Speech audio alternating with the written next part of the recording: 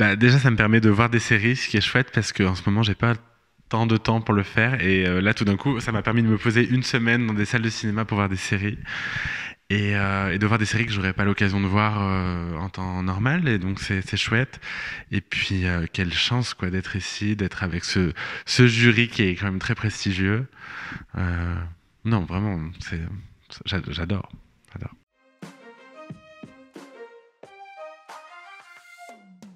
Mais tout a changé depuis Drag Race. Depuis Drag Race, je fais des choses que j'ai rêvé de faire toute ma vie.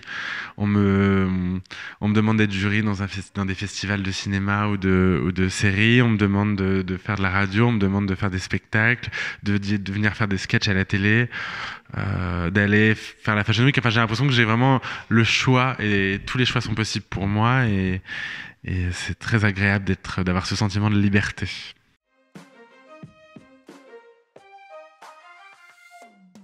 Oui, je pense vraiment que la bienveillance de l'émission, c'était la clé du succès. Euh, on le saura jamais puisque on n'a pas trop de recul sur le succès des choses, mais je pense que la bienveillance a été un élément clé, notamment parce que c'est rare à la télévision aujourd'hui les programmes comme ça dits de télé-réalité, même si moi je considère que c'est plus du divertissement que de la télé-réalité. On adore en France faire des remakes de programmes où tout le monde s'engueule, où tout le monde critique tout le monde, euh, où on est dans le jugement en permanence. Et là, c'était pas le cas. C'était pas le cas, et je pense que c'est lié au fait qu'on est, mine de rien, une communauté qui a été beaucoup maltraitée et qui continue de l'être, et qu'on avait ce besoin entre nous de se soutenir face à la machine télévisuelle, entre guillemets. Ouais, et je pense que ça a parlé aux gens, un peu d'humanité, de bienveillance.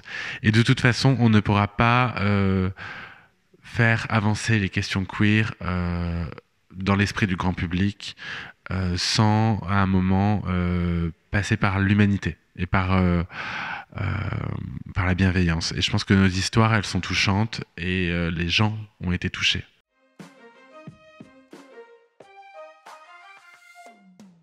Dans Drag Race, c'est un peu spécifique parce qu'on nous donne des thèmes quelques semaines à l'avance, très peu de semaines, et on doit tout préparer en très peu de temps. Donc c'est la course chez les créateurs, on essaie de se faire aider par tous les copains costumiers, voilà.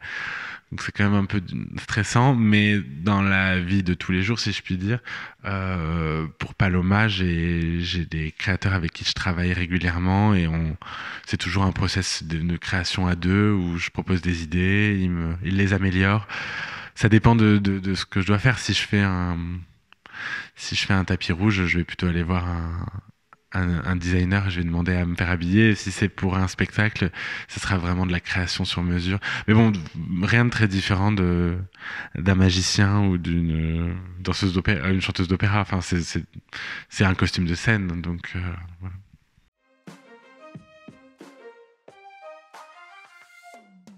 La tournée, c'était génial parce qu'on a rencontré le public et on ne se rendait pas compte à quel point il était vaste et différent. On s'attendait à ce que l'émission plaise à un public queer ou adolescent, mais on s'attendait pas à ce que ça touche autant de générations différentes, autant de milieux sociaux différents et autant de tranches d'âge différentes. C'était vraiment... Ouais, c'était très étonnant et c'était très rassurant de se dire que l'émission avait fédéré au-delà du queer, au-delà des questions de genre, au-delà des questions de sexualité. Les gens ont aimé l'émission et on s'est fait des nouveaux alliés, entre guillemets. Donc c'était fou, la tournée c'était fou, on était salle comble partout, on a fait 30 dates à guichet fermé.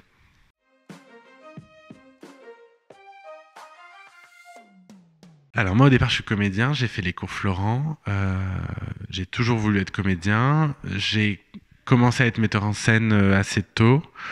Pour moi c'était assez évident que j'allais être réalisateur et metteur en scène. Et le drag est arrivé un peu comme un accident de parcours. En fait j'avais écrit un court-métrage qui s'appelle Paloma, que j'ai réalisé et dans lequel je joue. Et finalement le personnage est un peu sorti de la fiction et c'est devenu mon personnage public. Euh, Donc ça, c'était vraiment le projet qui m'a fait basculer de l'autre côté, on va dire. Et maintenant, là, j'ai un peu plus de mal à trouver du temps pour écrire parce que Paloma prend beaucoup de place depuis Drag Race. Mais pour moi, mon métier, avant toute chose, c'est d'être réalisateur. Donc s'il y a une casquette que je devais garder, si je devais garder une casquette dans ma vie, ça serait celle-ci, réalisateur.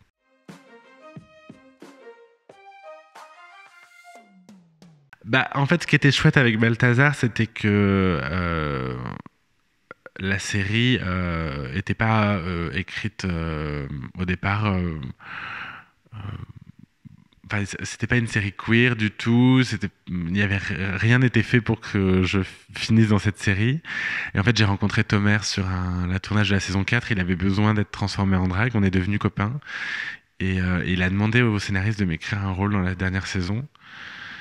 Et en fait, on m'a donné carte blanche, c'est-à-dire que vraiment, ils m'ont dit si le texte n'est pas bon, tu le réécris. Si tu trouves que c'est pas assez queer, tu rajoutes du queer. Et donc, j'ai pu, je pense, jouer réellement comme une drag queen et pas comme ce que les gens imaginent d'une drag queen. Bon, c'est un petit rôle, mais c'est pas rien. Je suis la nounou de sa fille. Enfin, c'est une image aussi qui est forte aujourd'hui, à une époque où on est en train d'interdire aux drag queens de faire des lectures pour enfants sous prétexte que, je ne sais pas, on diaboliserait les enfants. En fait, il y a une sexualisation du drag que je trouve injuste et injustifiée. Moi, j'ai pas l'impression d'être un personnage sexualisé.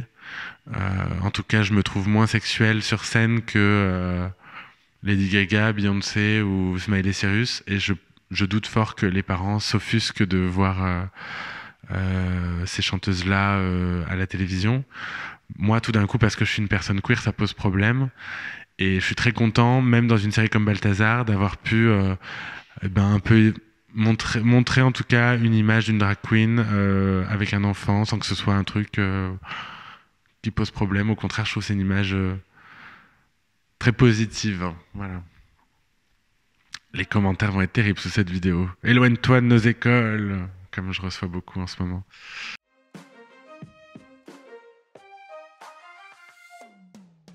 Ben, j'avais fait de l'appel du pied au moment de mon passage après ma victoire de Drag Race. J'avais dit j'aimerais bien faire une chronique. Je l'avais dit à l'antenne. J'avais dit Yann, si vous avez besoin d'une chroniqueuse cinéma, je suis là. Et ils m'ont écouté, ils m'ont entendu, et puis ils m'ont proposé de venir faire des sketchs, ce qui est presque mieux parce que ça me permet de jouer. Alors je viens de commencer, j'ai fait que 3 passages, 4.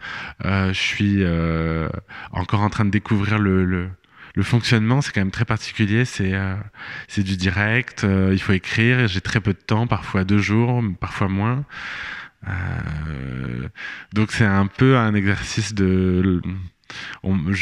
d'équilibriste, mais je sens que je vais beaucoup apprendre, aussi bien en tant qu'auteur qu'en tant que comédien. Et puis c'est chouette de pouvoir être à une heure de grande écoute en drague à la télévision.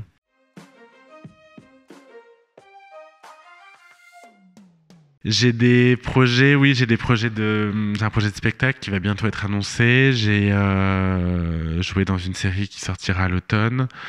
Et puis j'ai plein de projets de théâtre, de cinéma et de séries qui sont en cours d'élaboration. Mais j'aimerais bien retourner à la réalisation là. Ça me ferait du bien.